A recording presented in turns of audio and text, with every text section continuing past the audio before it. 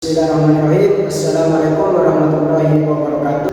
Di sini saya akan mempresentasikan tentang resumen kondisi ekonomi negara Australia. Guru pengajar Haji Sadiri yang disusun oleh saya sendiri Fathur Rashid, tahun ajaran 2021-2022, SMP Nasrul Huda. Ekonomi global Australia adalah salah satu ekonomi terkuat di dunia, dengan pertumbuhan ekonomi selama hampir 2 dasawarsa secara berturut-turut dan pengangguran turun hingga ke tingkat terendah dalam satu generasi.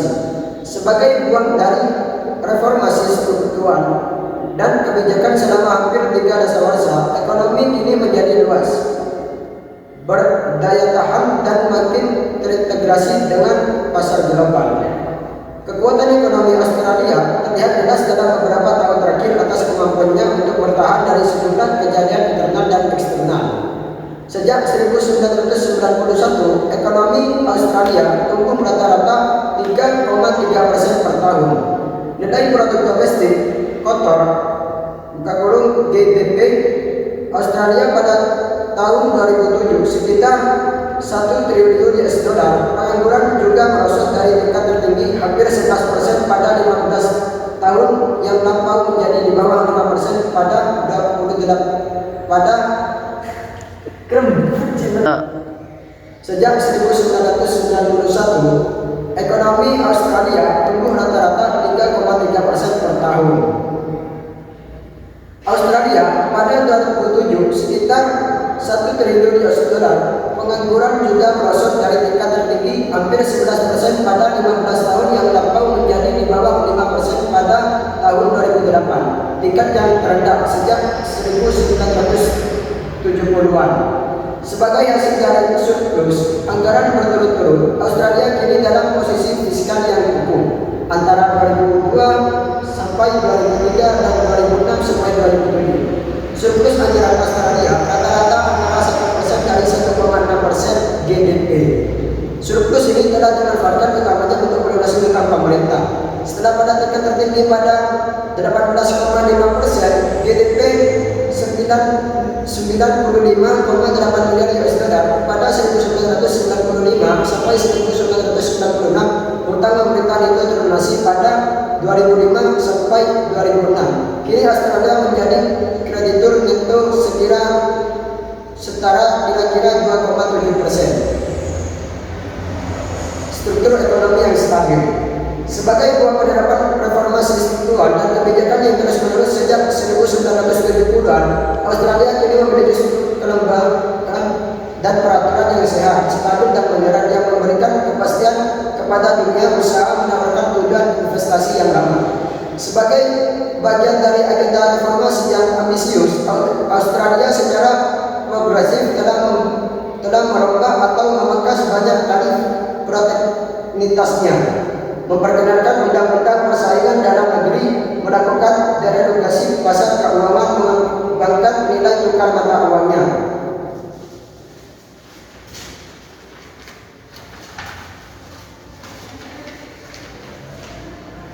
Pasar saham Australia menduduki peringkat ke-7 berdasarkan omset, dan dolar Australia merupakan mata uang yang paling aktif diperdagangkan ke-6 di dunia.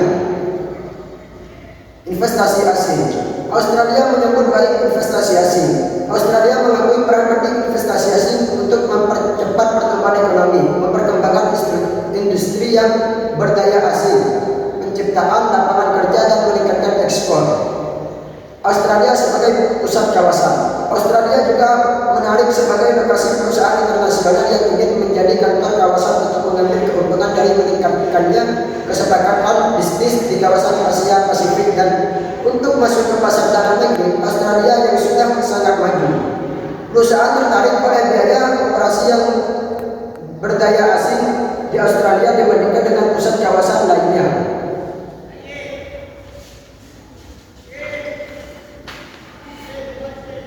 Berdagang dengan dunia.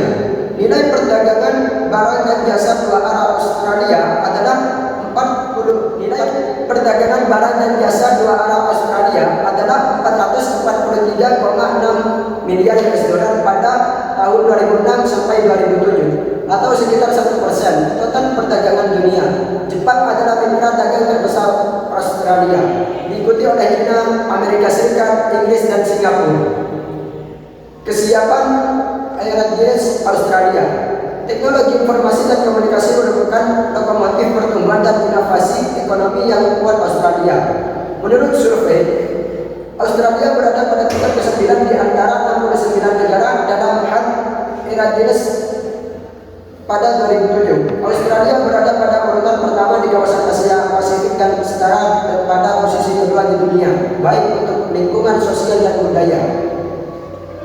Menurut survei Biro Statistik Australia, 60% rumah tangga Australia memiliki akses internet pada 2005 sampai 2006 dan 70% mempunyai akses komputer di rumah. Transportasi secara besar-besaran pada sektor telekomunikasi telah berlangsung selama 10 tahun terakhir setelah pemerintah Australia memperkenalkan persaingan terbuka di pasar pada 1997. Lebih dari 2.000 perusahaan dengan total kapitalis 2000-an perusahaan dengan total kapitalisasi pasar 1,6 triliun US dollar tercatat di bursa saham Australia pada 2007. Australia memiliki salah satu tingkat kepemilikan saham tertinggi di dunia. Lebih dari 50% penduduk dewasa memiliki saham di perusahaan terbuka. Kedalaman likuiditas dan kecanggihan pasar Australia menopang daya tarik Australia sebagai pusat jasa keuangan global. Laporan daya saing global dari Forum Ekonomi Dunia 2007 sampai 2008 menempatkan pasar keuangan Australia pada peringkat keduduk sebagai yang paling tinggi di dunia.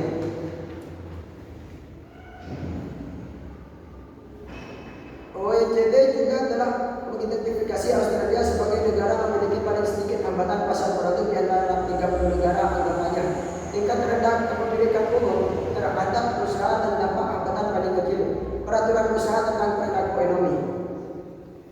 Baik, sekian presentasi dari saya. Apabila ada tutur kata yang salah, mohon maaf. Wassalamualaikum warahmatullahi wabarakatuh.